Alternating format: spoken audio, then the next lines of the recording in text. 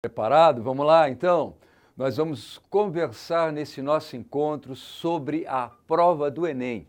E nós sabemos, né, que a prova do Enem, ela avalia competências e habilidades. Então, o que nós faremos? Nós vamos conversar um pouco sobre quais são as competências e quais as habilidades das ciências humanas e suas tecnologias. Beleza? Então, veja, nós temos aqui alguns exemplos com questões tiradas da avaliação do Enem, para a gente ver como que aquela competência e aquela habilidade foram cobradas na avaliação. É importante por quê? Porque a gente vai pensar em possibilidades, tá certo? A partir desse exemplo, nas próximas provas, nas próximas edições do Enem. E é claro, nessa que está aí se aproximando. Beleza? Vamos lá? Então, ó. Quando nós falamos de competência, aqui nós temos um exemplo de competência, a competência de área 5. Qual é a competência? Então vamos lá, ó. Competência de área 5. Utilizar os conhecimentos históricos para compreender e valorizar os fundamentos da cidadania e da democracia, favorecendo uma atuação consciente do indivíduo na sociedade. Então, a ideia qual é? O Enem quer avaliar a condição do estudante de perceber o valor, a importância da democracia e da cidadania. Então essa é uma competência. Qual é a habilidade? Então veja, dentro desse universo que é essa competência, há uma habilidade específica, que é a relação da cidadania e da democracia para a organização das sociedades. Então, primeiro, a gente tem a competência que é valorizar, ter a consciência da importância da democracia e da cidadania, e a habilidade é a relação entre cidadania e democracia na organização social. Então, nós temos aqui, na sequência, um exemplo da edição de 2013 do Enem. Uma questão que é um texto do Montesquieu.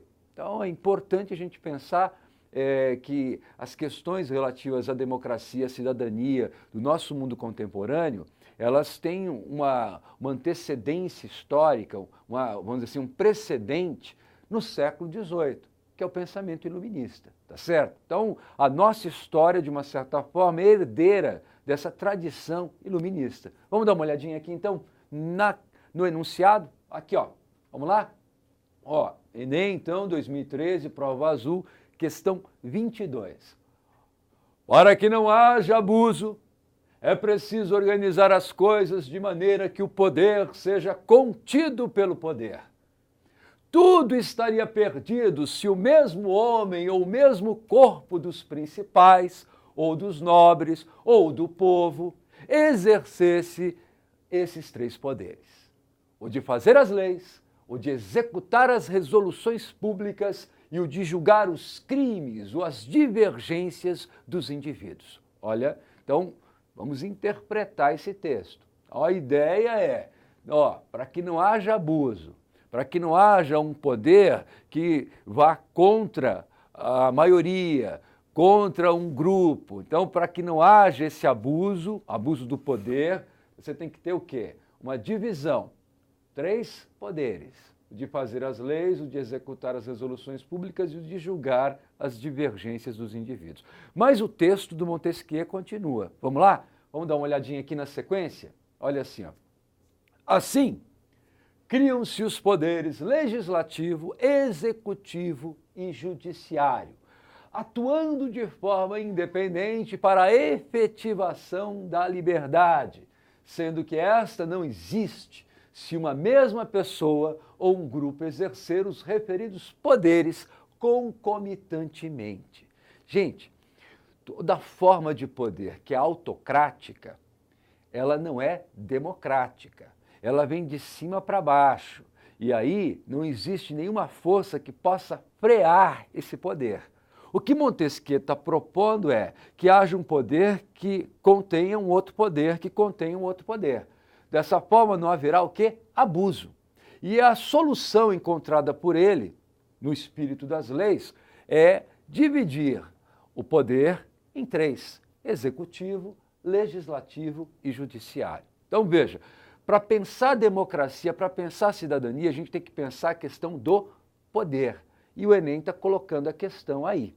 Agora, vamos para a questão em si. O que a partir desse texto, o Enem exigiu do estudante? Vamos lá? Então, próximo slide, está aqui, ó.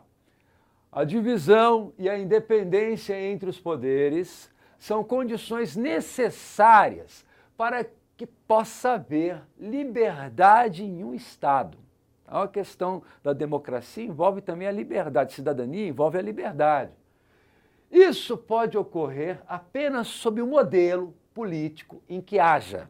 Então veja, que modelo político é que pode haver essa liberdade, essa garantia da democracia, da possibilidade de você professar sua ideia, independente da ideia do outro, respeitando a ideia do outro, tá certo? E essa noção de liberdade tem uma relação muito próxima com a ideia de cidadania e de democracia. Então, vamos dar uma olhadinha nas alternativas?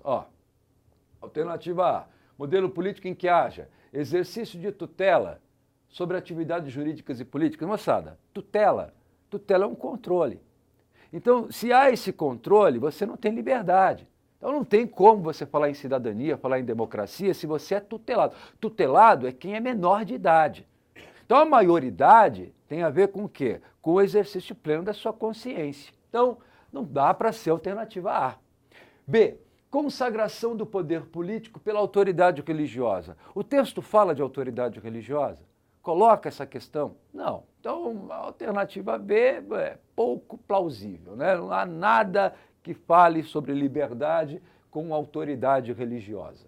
C, concentração do poder nas mãos de elites técnico-científicas.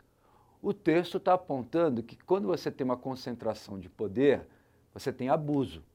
Então, independente de quem seja, é técnico científico, não interessa. Interessa que você não pode ter uma concentração de poder. O abuso virá na sequência. Alternativa D, o estabelecimento de limites aos atores públicos e às instituições do governo. Não é razoável, né? Mas vamos dar uma olhadinha na E para excluí-la. Reunião das funções de legislar, julgar e executar nas mãos de um governante eleito.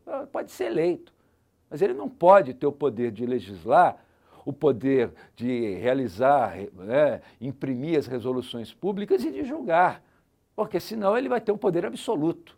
E a questão é acabar com esse poder absoluto, tá certo? Então nós temos como alternativa correta, qual? Vamos lá? Alternativa D.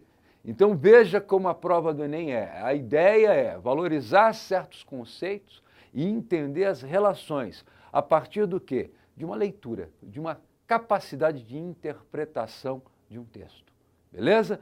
Falaremos mais na sequência dessa competência e de uma outra habilidade dentro dessa competência. Tá bom? Um abraço e até daqui a pouco. Força! Coragem!